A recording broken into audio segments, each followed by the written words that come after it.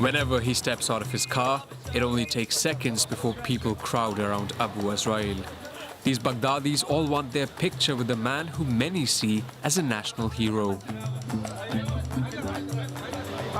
I'm ready to do anything for him. Anything. I swear. You're everything to me.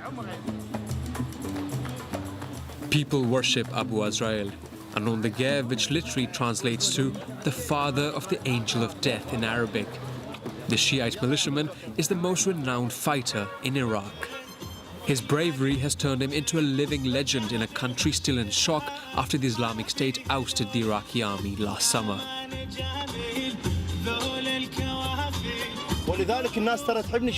I stand by my words. That's why people prefer having me instead of a dishonest politician who announces measures on TV but does nothing. Abu Azrail has spent all night in Fallujah district fighting the Islamic State organization. In the trunk lies his equipment, always at hand. Wow. That's an M4 with a grenade launcher. These are explosives. A grenade, a smoke bomb. This is another smoke bomb. All this is nothing to me. It's all peanuts.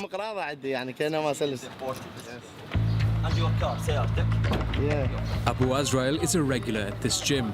He comes to work out, but more importantly, to meet up with his brothers in arms. The atmosphere is light-hearted, yet these bodybuilders all belong to a Shiite militant group backed by Iran. We belong to the Imam Ali brigades. We've been training in Lebanon with Hezbollah and in the Islamic Republic of Iran. This training's been going on for a long time. We've been practicing for years on the streets of Iraq. Abu Azrail is a well-seasoned fighter. The 37-year-old picked up weapons for the first time more than 10 years ago. Back in the 2000s, he was fighting against the United States. At the time, he was on their list of wanted terrorists.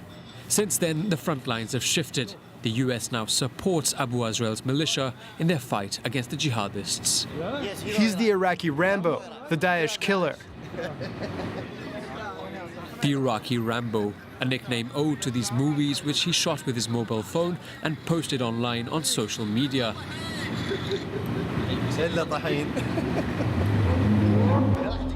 Elataheen, grind you to dust, a war cry he first used last March.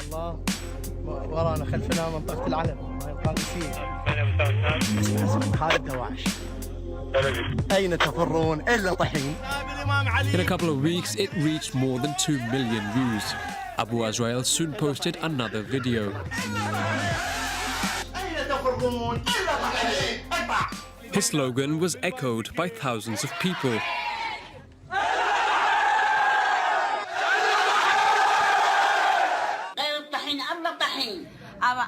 A warning to the jihadi group that went viral beyond the borders of Iraq, Spain, Sweden, and even Thailand.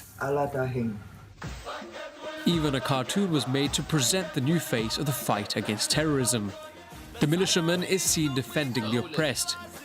Here, he beats up a major leader from the Islamic State organization.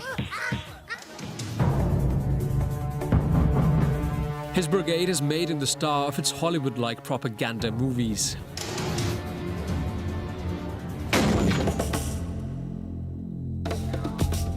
This morning, Abu Azrail is all geared up on his way to the front line.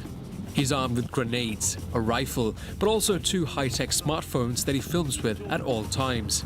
A way to reach out to his fans from the battlefield. We're heading for the front line.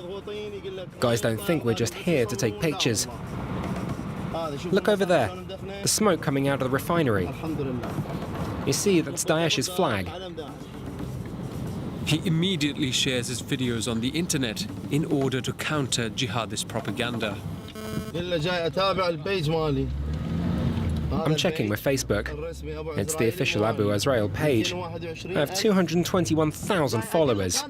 We're here to film, to send a message to the enemy. They're only here to kill and destroy, and they film all of it. So what we do is the same. We film ourselves defending the Iraqi people. A propaganda battle between armed groups fought here, 150 kilometers north of Baghdad, in Salahuddin province. On both sides of this road, jihadi territory. Daesh is about 500 meters away, in this building here. Do you see it? Over there in the distance. Now we're entering a very dangerous area. We're surrounded by Daesh. We only control the road. Don't be surprised if you hear gunshots. The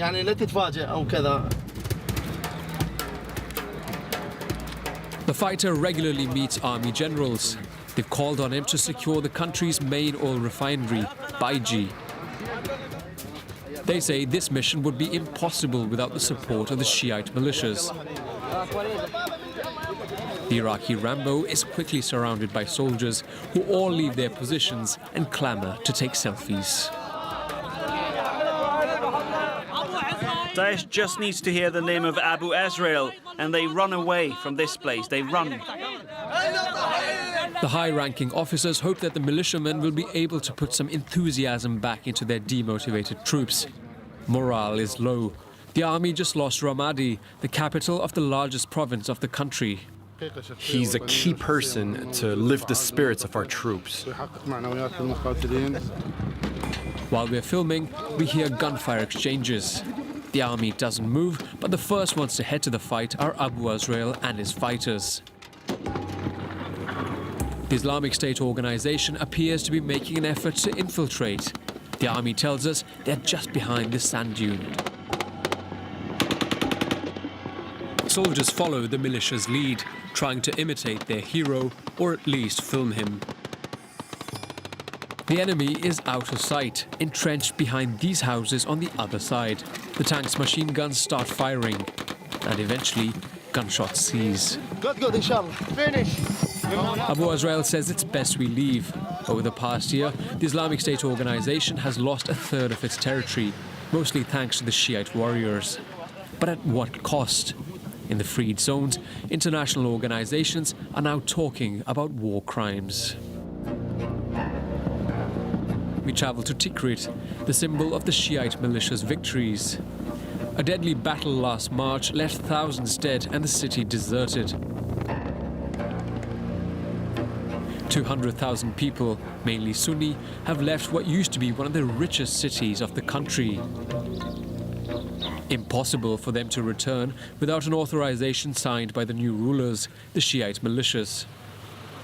To pass the numerous checkpoints, a militiaman accompanies us. Mahmoud, 19, a history student who has traded his books for a Kalashnikov. No one came back here. No, not to Tikrit. Really? No one? No one has come back to Tikrit. Well, yes, there's this one old lady who stayed living in her house. Amidst the chaos, behind this door, lives one of Tikrit's last residents. An isolated, elderly woman who has known the Islamic State organization's rule and the arrival of the Shiite fighters. What do you want? Where are the Daesh guys? Leave me alone, it's hot outside. Did these Islamists visit you? Did they come to see you, yes or no? No. Although the fighters pretend to have freed the inhabitants, she refuses to let our guide in. I swear to you, they left this place. Hangings on street corners, summary executions in broad daylight.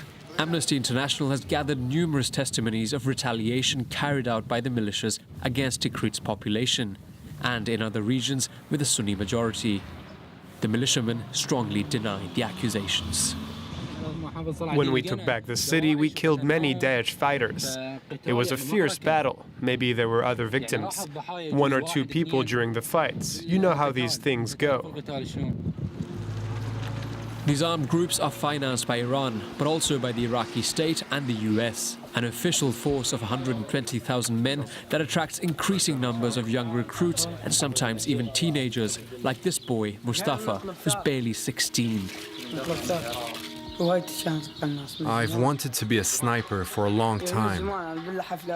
When there were parties, there was always a gun by my side. And during the training, I passed all my tests. My toys today are my weapons. Isn't he a bit young to fight a war? He's the one who wants to. When he came here, we told him he'd better be sure, because he would most probably die. He told us, I came to fight with you. I'm sure. I'm ready to die. I'm ready to die. Cannon fodder sent to the forefront of the battles before the 200,000 strong Iraqi army.